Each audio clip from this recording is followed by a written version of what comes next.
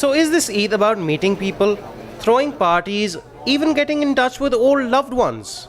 Well, it is, but it's also about these guys, sacrificial animals, to sacrifice from one's own wealth in the name of the Creator and then sharing that sacrifice with those who are less fortunate. But how do you sacrifice from wealth when you don't have any? Well, if you're reeling from the effects of the ongoing financial crisis, fret not. There are less financial intensive ways of cruising through this Eid.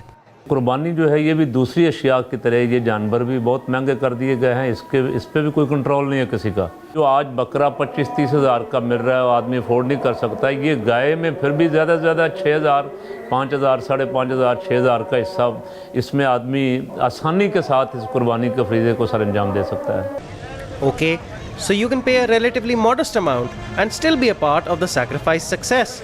But what about those people who can't afford even this? मैंने अभी ख़रीदारी नहीं की, पहले मैं शदारा गया था, वहाँ भी सौदा रेट बहुत ज़्यादा था जिसकी वजह से कोई ख़रीदारी नहीं कर सके।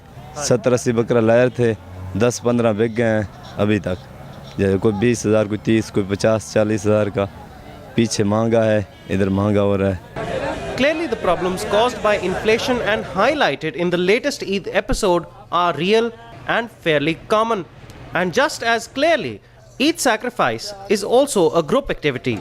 And like all group activities, there is great peer pressure involved.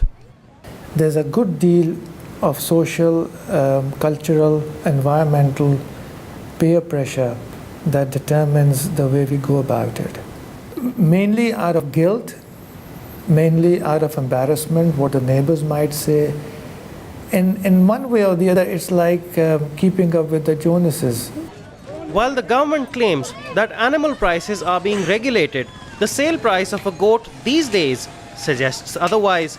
More needs to be done, not just to effect cosmetic changes such as price regulation, but to devise a practical plan to make Eid more like a festivity and less like a recurring financial nightmare. Mobeen Chughtai, Express 24/7, Lahore.